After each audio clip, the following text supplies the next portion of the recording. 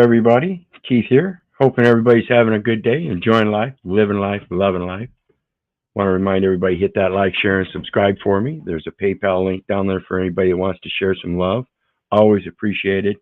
And the StreamYard link is there for anybody that wants to join the panel. Tonight we're going to talk about the person. What the fuck is it? So I've got some stuff brought up, and we'll go ahead and get right into it. This first one is from the Archives, U.S. Department of Justice, Criminal Resource Manual. This archived content from the U.S. Department of Justice website. The information here may be outdated, and links may no longer function. Please contact webmaster at usdoj.gov if you have any questions about the archive site. It says 1618 definitions, 18 U.S.C. 112, 878, 970, 116, 117, and 1201. Foreign official. The phrase foreign official includes two distinct categories. In the first group are heads of state, lowercase. Very important to understand here. Chief of state or political equivalent. Again, lowercase. President, vice president, prime minister. Foreign ministers, ambassadors, all lowercase, and other officers of cabinet rank or above of a foreign government. Chief executive officers of international organizations, persons who have formerly served in such capacities, and members of their families. Political equivalent refers to the top official of a country who is in some instances may not be a country formally designated chief of state. Again, lowercase.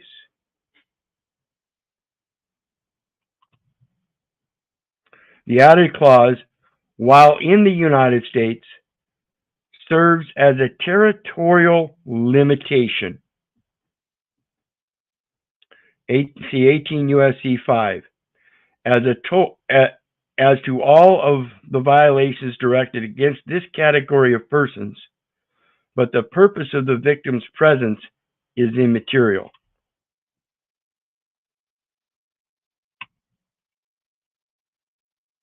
Victim's presence.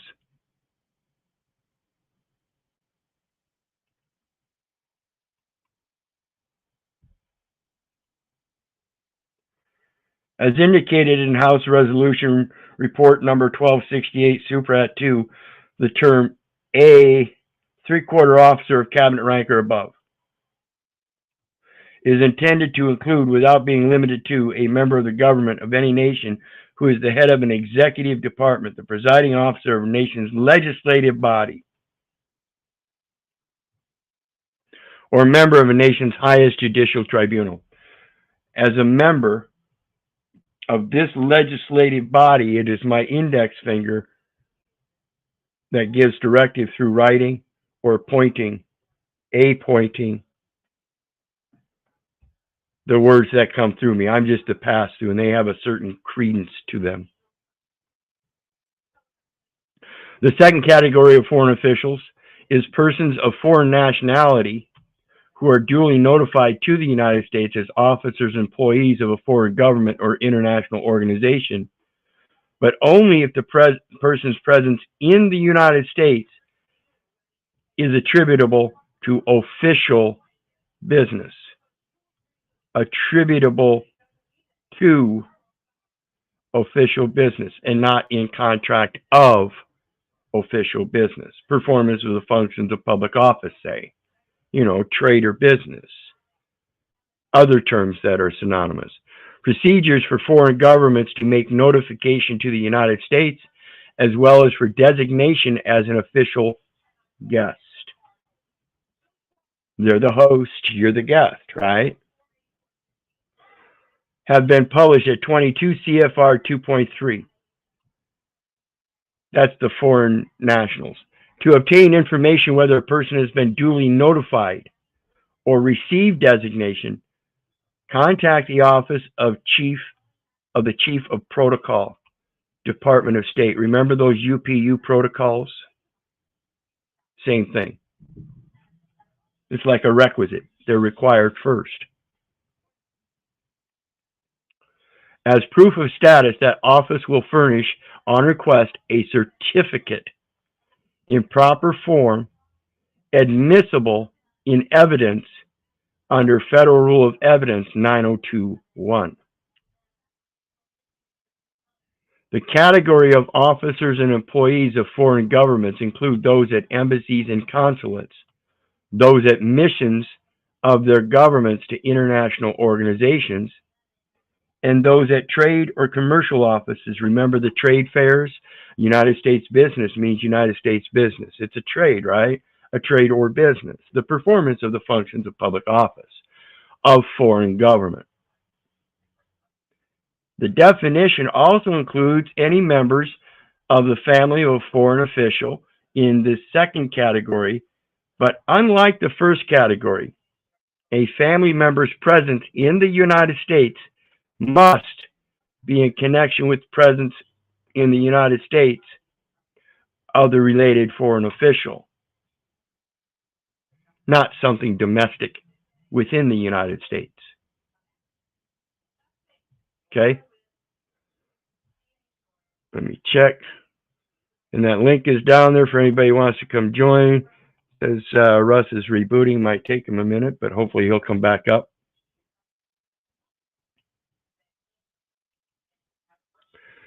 The next one is from 1 U.S. Code. Oops, I think I got the wrong one there. 1 U.S. Code 1. We've been over this one before. Words denoting number, gender, and so forth.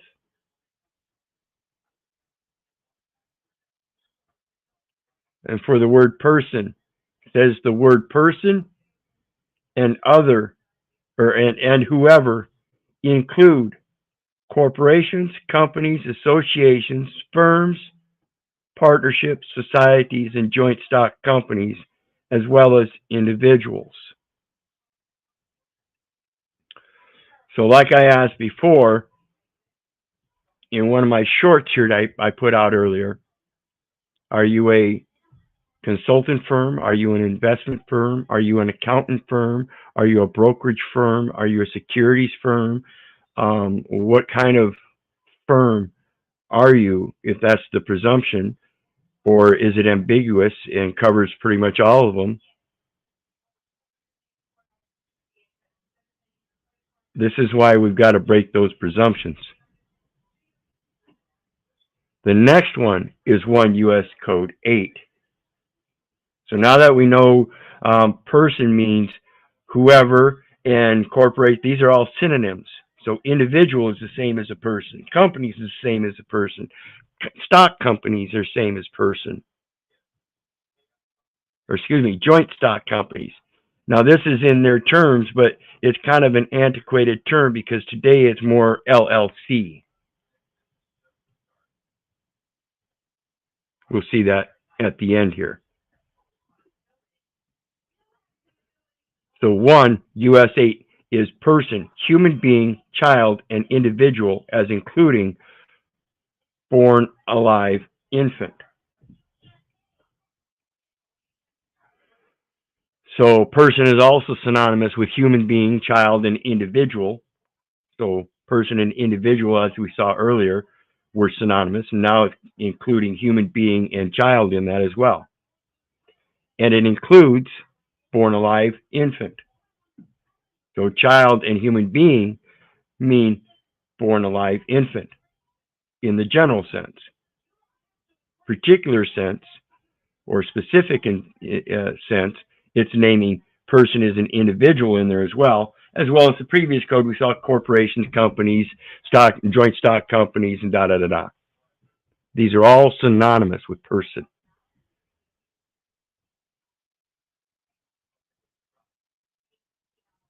The next one is 18 U.S. Code 2510, which is a set of definitions.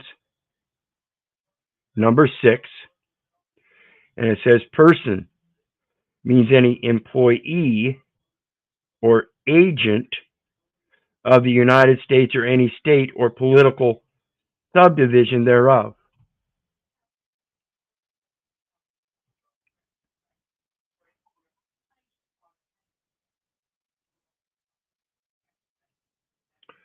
Any political subdivision thereof, chief of state or political equivalent. The political equivalent is a resident or a United States citizen.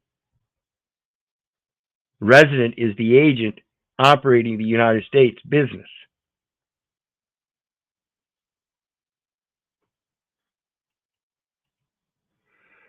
Political subdivision thereof, and any individual, partnership, association, joint stock company, trust, or corporation. And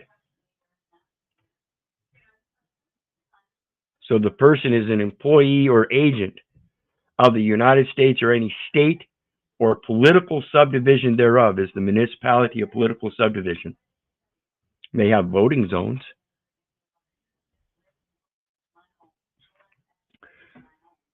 And there's an individual, partnership, association, joint stock company, trust, or corporation as well. How can you prove it? The birth certificate. The next one. Welcome. Great. Oops. Welcome back, Russ. How you doing tonight? Doing well, thank you. I had to reboot. I was lagging. Hopefully, I am not lagging anymore. But go ahead. You're spot on. You're spot on. Okay. When you were talking about those investment advisors, that's exactly how stockbrokers are defined. They're the same as an investment advisor. Yeah, it's a joint stock association. So, what the difference between the two in the capacity would be whether he had a fiduciary duty to act in that manner, or is he just a private individual acting the other manner? Right now, everything's in a private capacity. They're getting paid through those private contracts. Public service, as a republic, is done out of your granting, your guarantee that you will oversee the proper equitable conduct of those people in contract. That's the republic form of government. Right now, we only have an existence of a democracy where 50% of the use of the property is for the performance of functions of public office, known as trade or business. Well, there's another similarity that I see that I find to be quite a bit interesting. If you look at your state farms in these areas, these brokers are actually running them in with the communities there. So yeah. I wonder if they're funneling this somehow, because they seem to be the same key players with these licenses. Well, we hopefully might find out. I'm going to do the indemnification follow-up stream on Sunday night, and then Floyd is going to do another one Monday night, and he said he's got a Series 7 broker coming in. Who's Floyd, if you don't mind me asking? Fearless Floyd Show. He was the one that was on with us Sunday night. Okay, I didn't. I guess I didn't. Maybe I didn't get his link. Yeah, just look up the Fearless Floyd Show on YouTube. Floyd. Yep, the Fearless Floyd Show. I'll let you get back to it. So it goes. This is Public Law 107-207, August 5th, 2002. To protect infants who were born alive. So it's a protection for all of those persons, as they're all synonymous. Okay? This is the protection order of an internationally protected person. And there's an international document available that can be customized as a bond. That's a custom bond, an international customs bond. And you can customize it by adding an indemnification clause on it,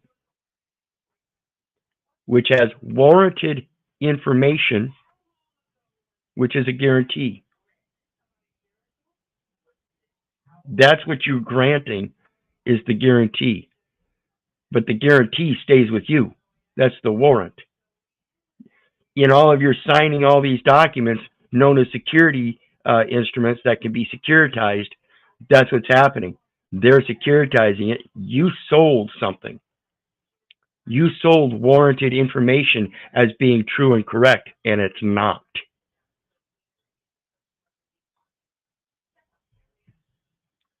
Rightly dividing the word of truth. I am not a resident. I am not a United States citizen. I was uneducated. Now that I've learned, I understand the concept that United States citizen is a conference of a nationality. That's a gifting or a granting, which means the same thing, guarantee. It was guaranteed. I accept the guarantee. But because it was based on an inauthentic claim, it has certain faults that need to be corrected first before we can fulfill that guarantee as a part of making all parties whole. This act may be cited as the Born Alive Infants Protection Act of 2002. Definition of born alive infant: person, human being, child, and individual as including born alive infant. Same thing. That's at public law under 18 U.S.C. Oops. Which one was it? I'm sorry, 8. It just reiterates the same thing, right?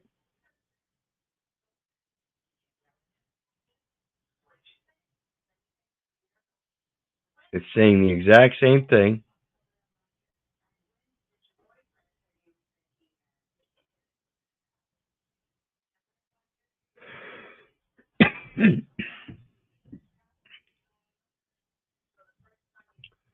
As used in this section, the term born alive with respect to a member of the species Homo sapiens, the means the complete expulsion or extraction from his or her mother of that member.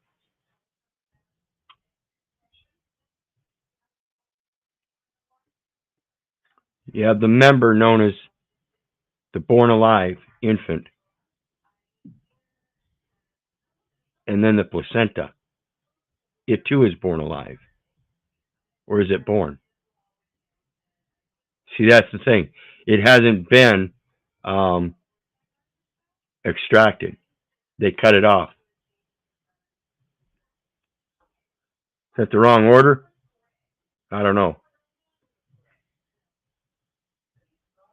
I've heard some people let that baby, without cutting the cord, go for about 30 minutes before they even cut it, and then extract it, and then dry it out, powder it up, and that way they get the nutrients back in their food and use it as a dusting on their food. I don't know.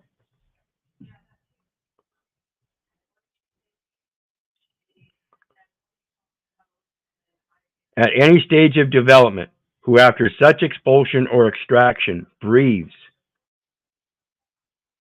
or has a beating heart, pulsation of the umbilical cord, or definite movement of voluntary muscles, regardless of whether the umbilical cord has been cut, and regardless of whether the expulsion or extraction occurs as a result of natural or induced labor, cesarean section, or induced abortion. Nothing in this section shall be construed to affirm, deny, expand, or contract any legal status or legal right applicable to any member of the species Homo sapiens at any point prior to being born alive as defined in this section. But afterwards, it can be.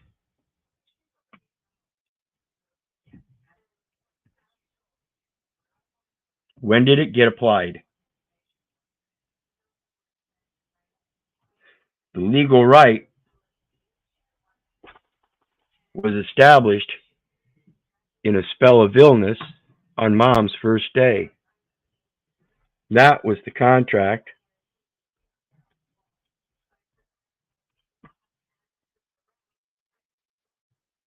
That says, under a spell of illness, the term spell of illness with respect to any individual means a period of consecutive days beginning with the first day,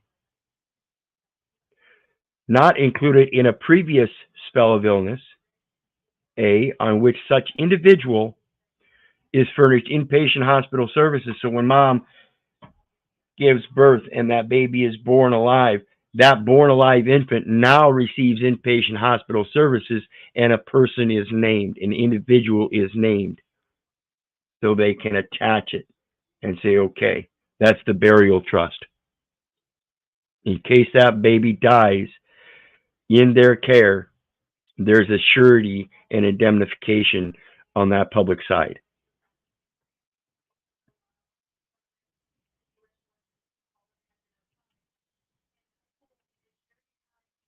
So it's basically the same thing, telling us, clerical amendment here, the table of sections at the beginning of Chapter 1 of Title I United States Code is amended by adding at the end the following new term.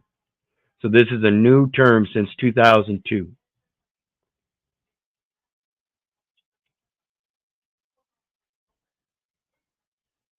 Got the public law here that coincides, shows you where it's at. And up here, there's no notes. No notes. Just something I wanted to point out, because most all the other codes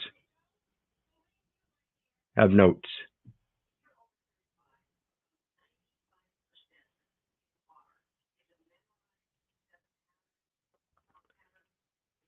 The next one, like I said, it's all for your public safety. Born alive infant, and you got to keep them safe so you can live. And there's an indemnification and surety in case they die in their care, and provides a burial trust. It's all for public safety, community care and concern for abandoned infants found in foundling hospitals. It's all sick. Spell of illness. And it says, and what I want everybody to pay attention, and this is why I'm telling you, it's Homeland Security for the redress, because you were initially addressed when you were born. They attached an address to a legal name that was an abstract of information of what was true and correct. What they got is not true, it's fiction. You cannot have standing in law. It is a legal construct, constructed in contract form. I'm not under contract. So there's a connection between public safety and Homeland Security. And it's because that's your communication line of redress. And so as the FCC, Federal Communications Commission, as your line of communication in everything we do, including the internet, mail, all of it.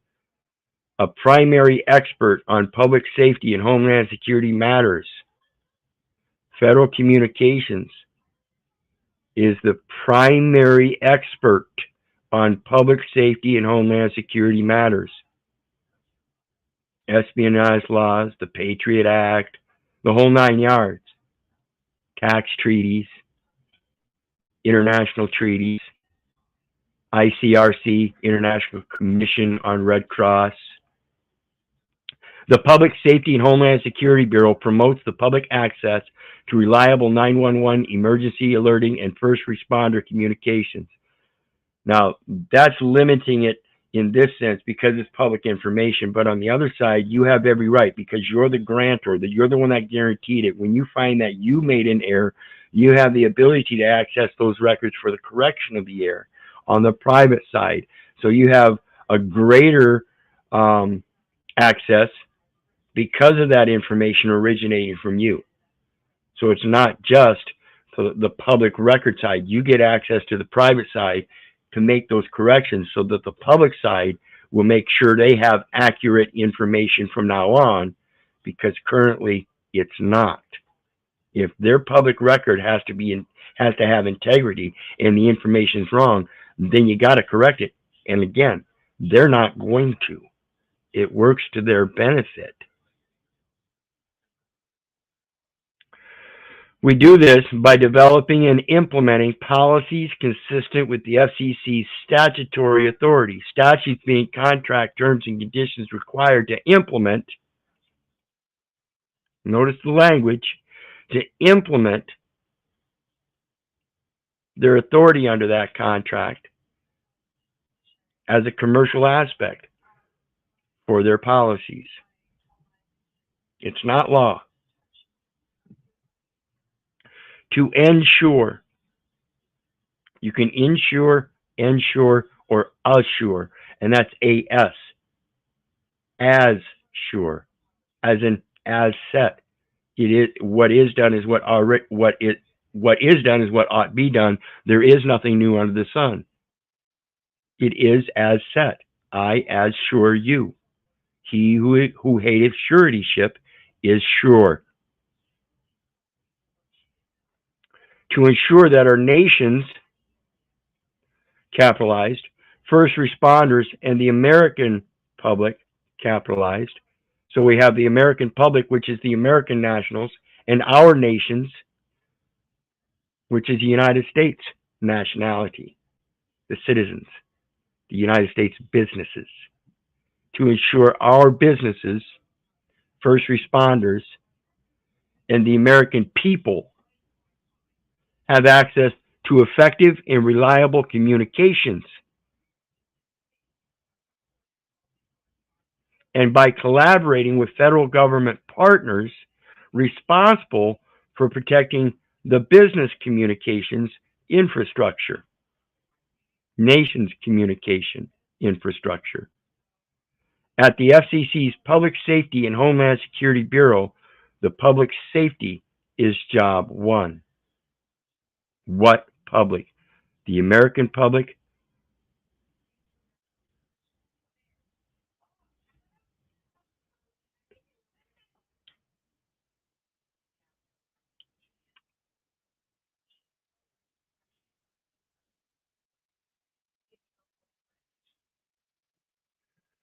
The Secure Networks Act became law in March 2020 and established a process to prohibit the use of federal subsidies to purchase equipment or services deemed to pose a national security risks, as well as reimbursement program that provided for the replacement of communications equipment or services that pose such risks. If you're acting in the capacity of a service that you're not supposed to, you are the risk. You are the one that's lying. If you don't understand how to guarantee or grant the truth by letting the truth stand and rightly dividing the word of truth, letting them know, hey, I'm sorry, I'm not the surety bond. That surety bond is the placement for indemnification. What do you require for me to indemnify you?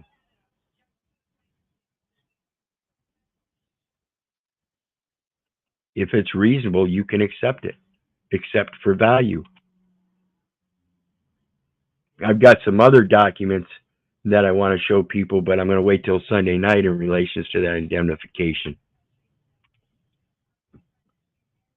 It's going to be important material. Relating to them services, Global Postal Trust Services, the Communications Security, Reliability, and Interoperability Council's mission is to provide recommendations to the FCC to ensure, among other things, optimal security and reliability of communication systems. See, they're liable already. What's the reliability? Can they rely on you telling them the truth? Or are they talking about the infrastructure and how it's going to hold up? Or are they talking about both? It doesn't say. Including telecommunications, media, and public safety. See, again, it's all about security, communication security, national security, all of it. Security instruments. Go ahead, brother. Well, what I find is very interesting is how those brokers are the same as investment advisors, but now on the other side of that, an investor, and this is from the North American Securities Administration Association, that investor is any person or other entity such as a firm or mutual fund. So it's saying a person's a firm there, and an entity would be like a mutual fund. But now the mutual funds fall under those equitable based financial instruments that someone has a fiduciary obligation in, because Well, what's also mutual funds, hang on one second, mutual funds are combined money from many investors, and professional managers decide which investments to buy and sell for the fund. A professional fund manager, and that's who has to have that 66, I believe, that 65 right, is the representative. And that's who has the fiduciary duty. And that's a contract where you're getting involved in it as an investor. And doesn't that mutual fund, as a multitude of foreign investors, sound like you're a joint stock company? Hell yeah. Or maybe an LLC. They all sound similar, don't they? They're synonymous. A mutual fund is actually just denoting that the funding is a pooling of investment funds from multiple investors, which could be a joint stock company or an LLC or a brokerage firm. Right. So that manager is actually a professional fund manager and handles the mix of investments, and its assets and goals are detailed in the fund's prospectus, which is a printed document that advertises or describes a school, a commercial enterprise, forthcoming book, etc. Yep. All about freedom of expression, huh? In order to attract or inform clients, members, buyers, or investors. Imperium Private, it says, why do we even need the birth certificate in private? Render unto Caesar what is Caesar. Exactly. But what happens is Caesar gave you a document in public that's tied to all those other documents he's trying to convince you that you need to use. The applications, the license, the ID, all of it. Render unto Caesar the original issue. It's now discounted. It can no longer be counted. It's held in private escrow because you gave it back to Caesar. Who's Caesar? You don't know anymore. So he's got a representative. Who's the registered agent for Caesar? United States Postal Service.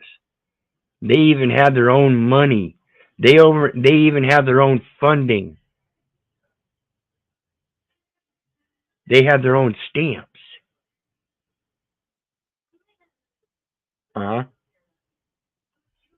So let's get on to the next one, which is what I was talking about. This is Investopedia. Joint stock company. Dang it.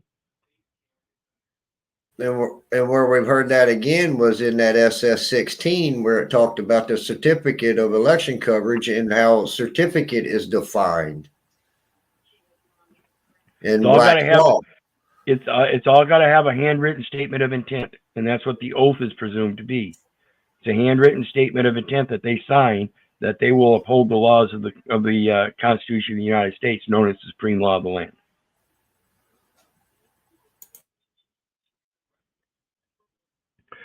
Investopedia, what is a joint stock company?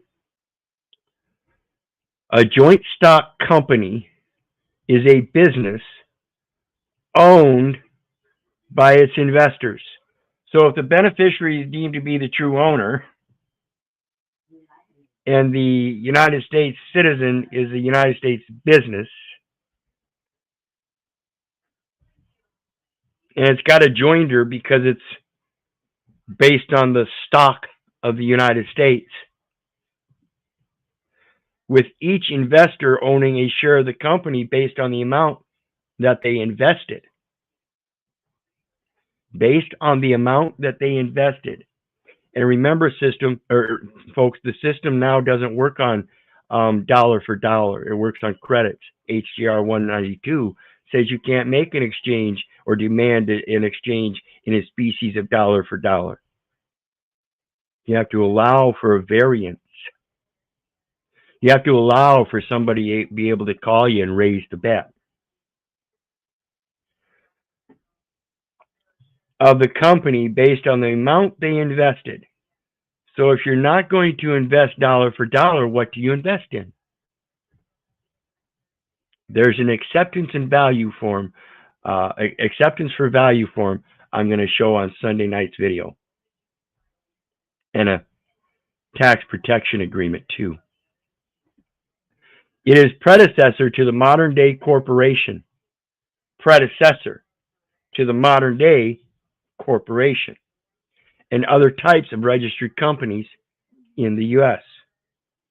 Joint stock companies were created to finance endeavors, settle endeavors, finance. Remember, that means settle, to put an end to. Endeavors that were too expensive for an individual or even a government to fund.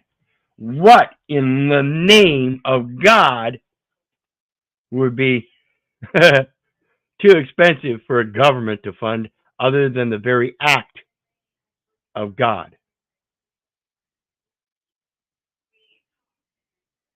The prophet unto the nation, sanctified and ordained to settle and redeem both the land and the brothers.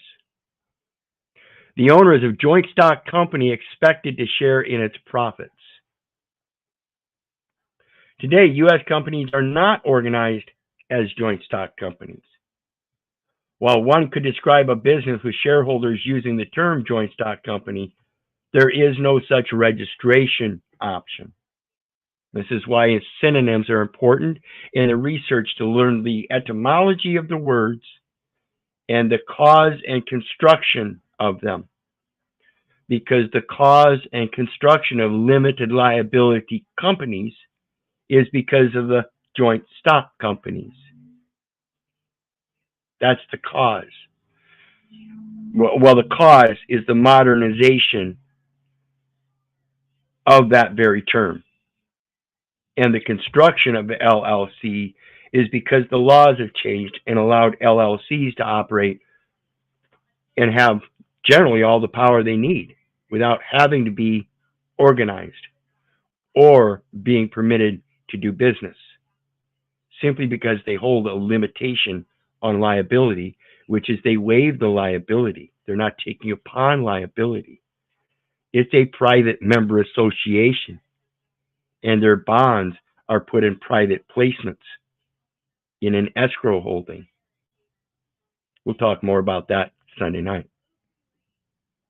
Instead, businesses are organized as, for example, a corporation, a partnership, or a limited liability company.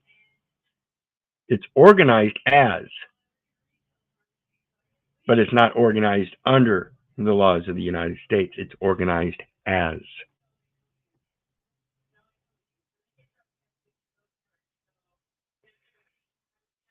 A joint stock company, a business owned by its investors. What is a limited liability company but a business owned by its investors, those that are carrying limited liability through contract, while maintaining a private trust to do so? So again, we'll talk more about that on Sunday night.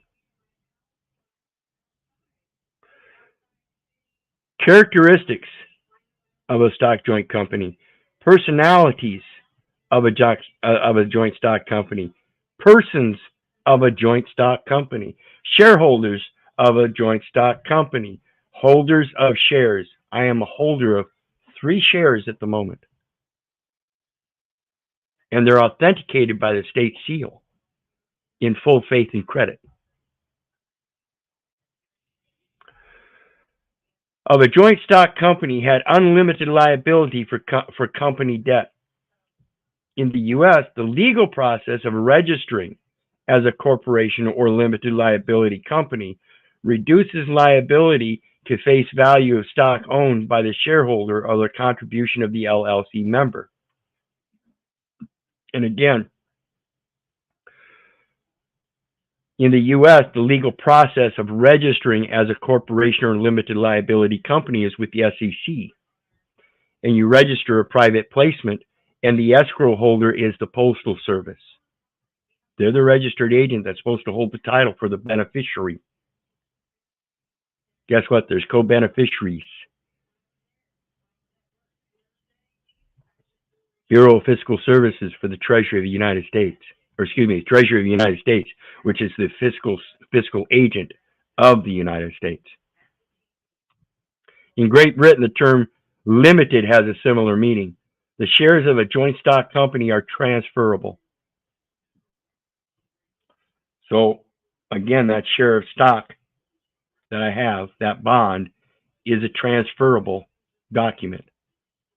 How do I know this, and how can I clarify that here? Again, it's a bond. It's on bonded paper in bond form or certificated form with an authenticated state seal that qualifies its full faith and credit of the United States. So in the interest of the United States, under full faith and credit, for full acquittance and discharge of the account of the United States,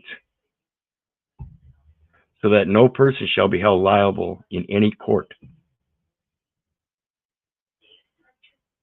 Same going to the person making the instrument.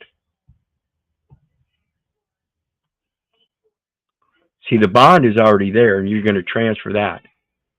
And with that transfer, you're going to hold the indemnification agreement, which is the true and factual information that is going to guarantee it, or warranted information. It's warranted because it's true. You're going to hold the warrant.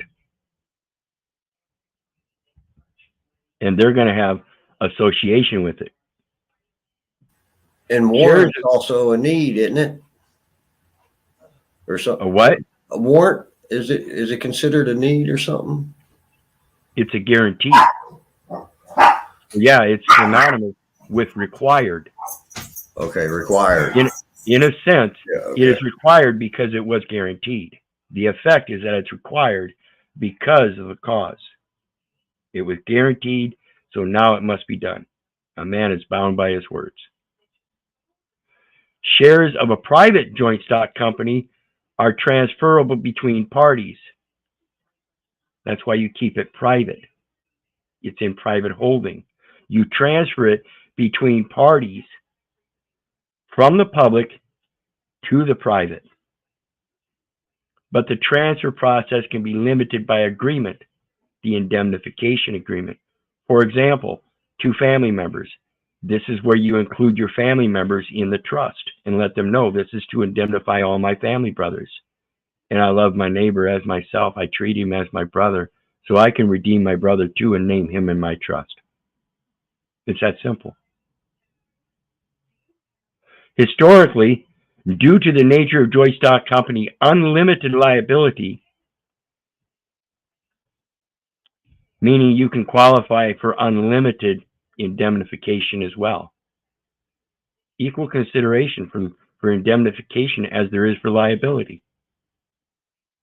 A shareholder's personal property could be seized to pay off debts in the event of company collapse. The company never existed. It's inauthentic. You are causing the collapse of a living soul by taking everything he fucking owns, by treating him as a corporate entity when you know he's not.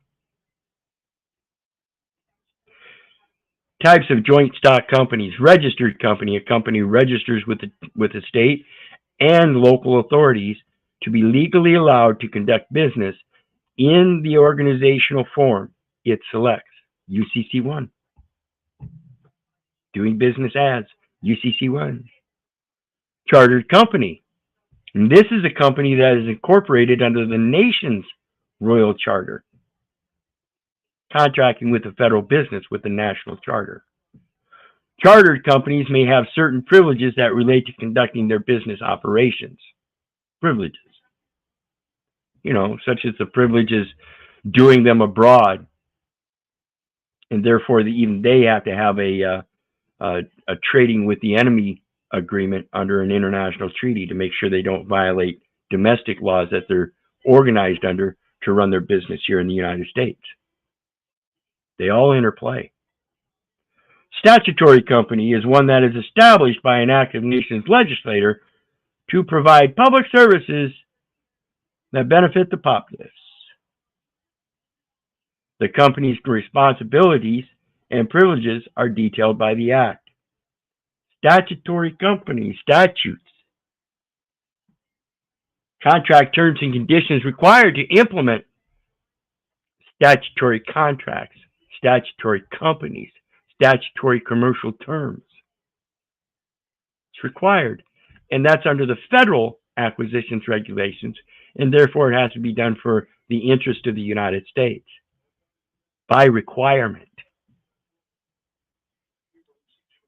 not by volunteering and then rape, robbing, and pillaging because you got private officers that don't know the law either.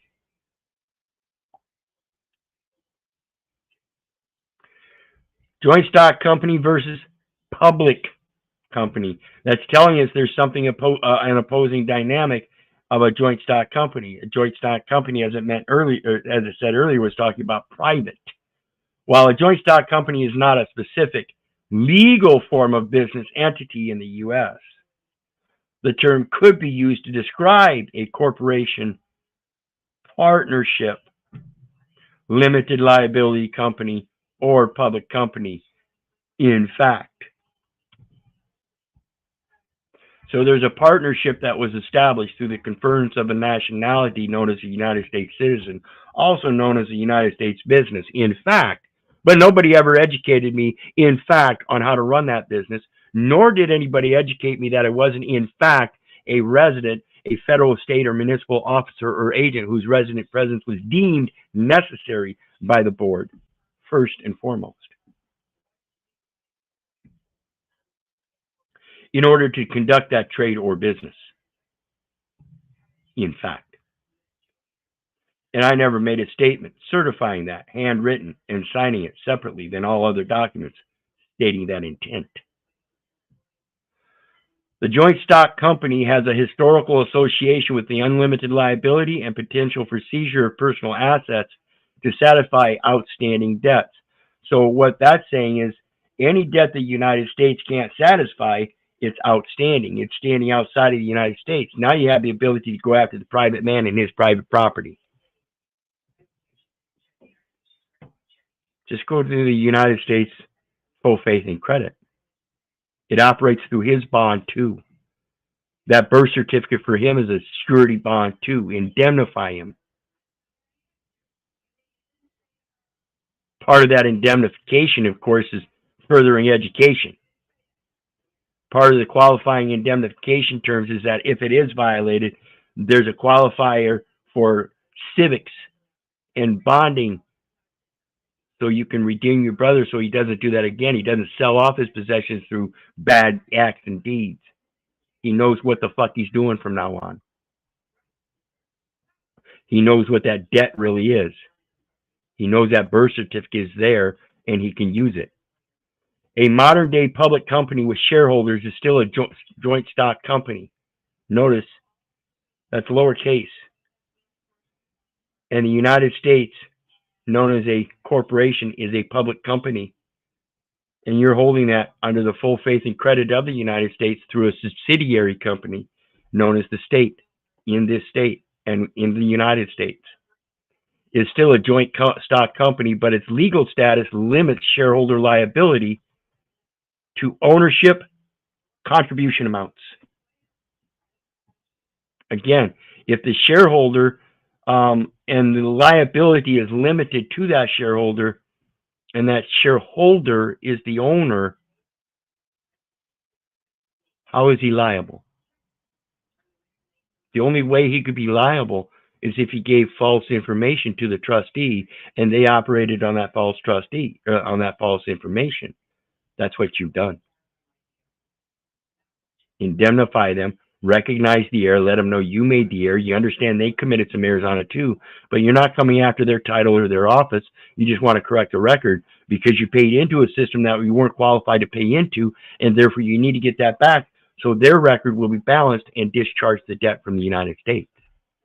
Because that's truly what you did, which created a public liability. And that went as a debt against the United States. Look at those receipts. It says U.S. debit.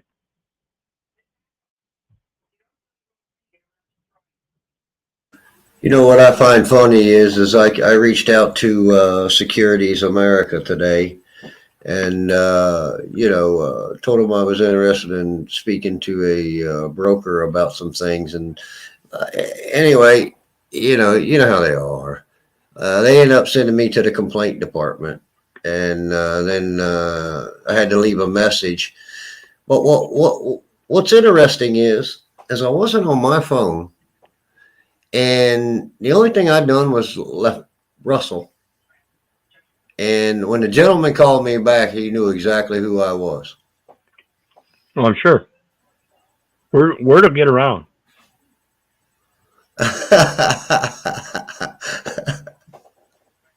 Greetings, Imperium Privatus. How you doing tonight, brother? My apologies if I didn't see you back there. I guess you're right. I didn't look at it like that. I'm doing great. How about you guys? I'm good. We're just finishing up here. Let me get back to it here.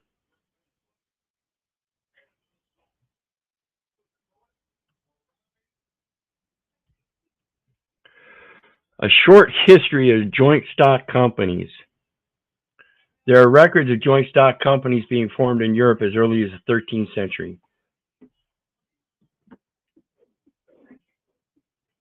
However, they appear to have multiplied beginning in the 16th century when adventurous investors began speculating on opportunities to be found in the New World. That's a bet.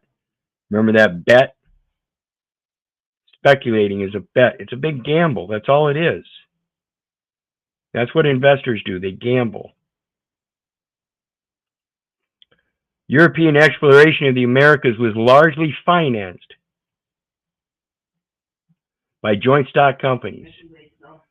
Governments were eager for new territory, but were reluctant to take on the enormous costs and risks associated with these ventures. That led to entrepreneurs to devise a business plan. They would sell shares in their ventures to many investors to raise money to fund voyages to the New World. Many investors to fund it. So they were just a bunch of promises. That's all it was, a bunch of promises, just like I said earlier. Grant, guarantee, warranty. You're promising that the information is true. When you sign that traffic citation, you promise to appear. That's warranting that the information on the ticket is true and accurate, and that you'll appear in court and defend it.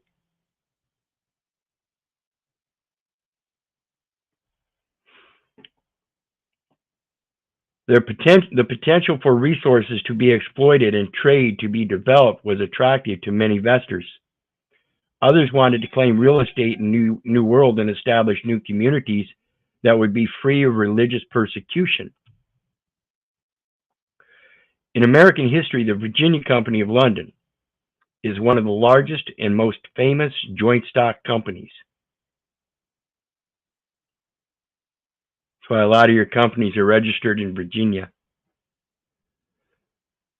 More so in Maryland, I think. And of course, that's Lloyd's of London now, is the one that does all the assessments. They're the assayers, the gold assayers, as said. I assure you, they are the assurers for the insurers that are taking your word as insured. King James I signed a royal charter permitting the company exclusive rights to establish a colony. Remember, we talked about the colonialization in what is now Virginia. The Virginia company's business plan was ambitious, ranging from exploiting the region's gold resources. Lloyds of London, gold assayers. There weren't any. To find a navigable route to China, there was none. After many hardships, the company successfully established the Jamestown colony in Virginia and began to grow and export tobacco. However, in 1624, an English court ordered the company to dissolve and convert Virginia into a royal colony. The investors in Virginia company never saw a profit. In 1624, an English court ordered the company to dissolve and convert Virginia into a royal colony. The investors in the Virginia company never saw a profit.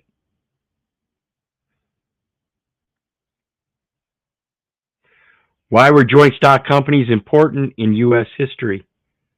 Joint stock companies played a major role in funding the settlement of the original colonies. These companies could raise money from many investors without exposing any one investor to excessive risk. This is what the courts are doing when they pool all of those investors.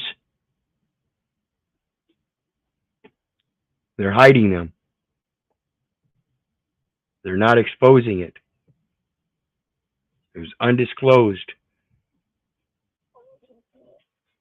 But in that, that's the very violation, because you don't know you're being considered as an investor in that court registry investment system as a corporate entity, and don't have a bond to issue forth for the bailment, the indemnification. I'm sorry, I entered I entered the wrong data elements. I'm not supposed to be entering data elements to begin with. From now on, I won't do it. Indemnify the whole person to make the person whole and yourself whole, as well as all other persons and their people. This allowed the companies to raise enough resources to launch successful settlements in the New World. See how they're using the word? Those terms are synonymous in different jurisdictions, meaning different things, though. Settlement and finance. See, they're using settlement, which is synonymous with finance, in a different jurisdiction. Successful settlement in the New World. That's a different kind of settlement, but it was financed, meaning a monetary, but that's how they funded it. They used outside investors and their money as a form of raising funds as an intrinsic value, as if though it's already there. It's not. It's just another man's promise. Is that other man's promise true and correct? Is it warranted? Can you stand on that guarantee? Is he around that you can stand on that guarantee? Or can you make your own guarantee?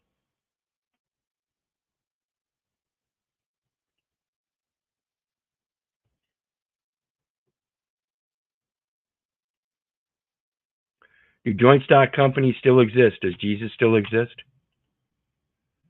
Yes, today's joint stock companies in the U.S. are called corporations, partnerships, and limited liability companies. While there is no legal business registration form labeled as joint stock company, the term can be used to describe any business entity that issues stock and has stockholders. So you are not the joint stock company, but you are a stockholder as a third-party beneficiary, and you know that you are the benefactor to that beneficiary, which is known as the record, because it's your name in similarity, but it's not true. It's not the true name. It's not the real party in interest. The real party in interest is Keith, you know, the guy that was given a name by his mom and dad.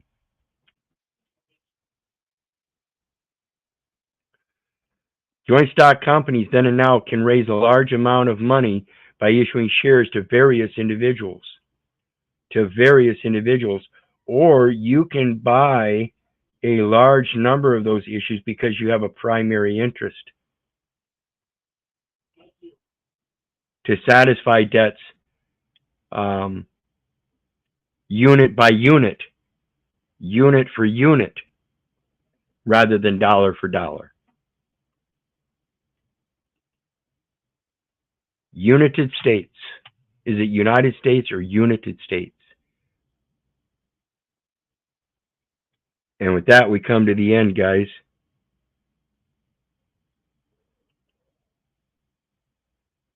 What do you got? Yeah, I ain't got much. Just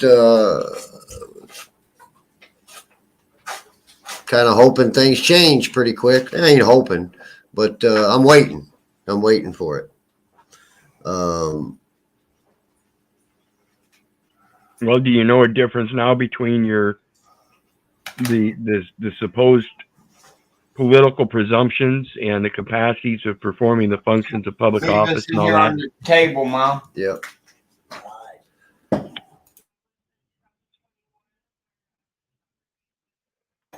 Apologize. But No, that's yeah. fine.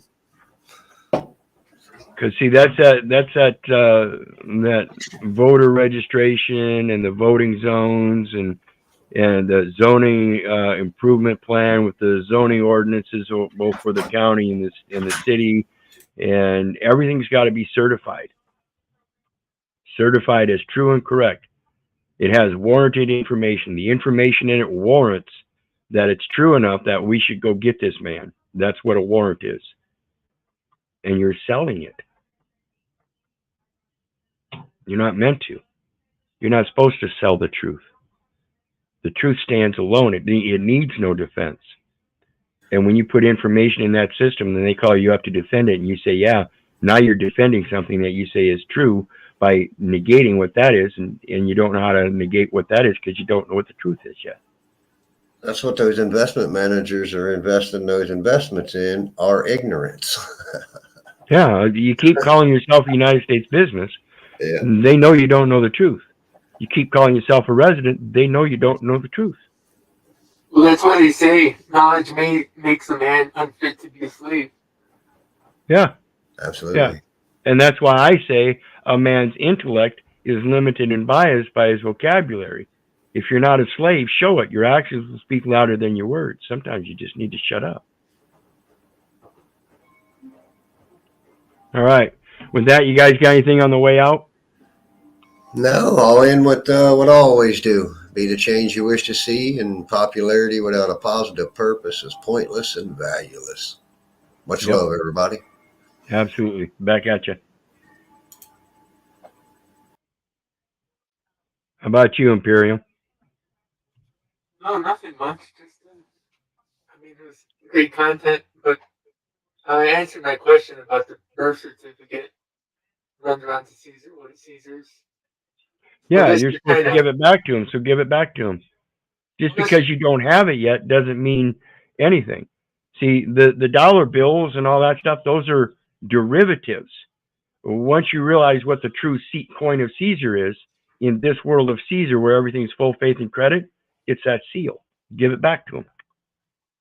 Exactly. Well, thank you for your information and everything as well, Keith. You bet. Anytime. And with that, you guys know me. I love you, but I don't give a rat's ass whether you love me back or not. I say I don't care if you don't respect me, and I don't care if you hate me. That's on you. So may God bless you, and have a good night. We'll see you at 9.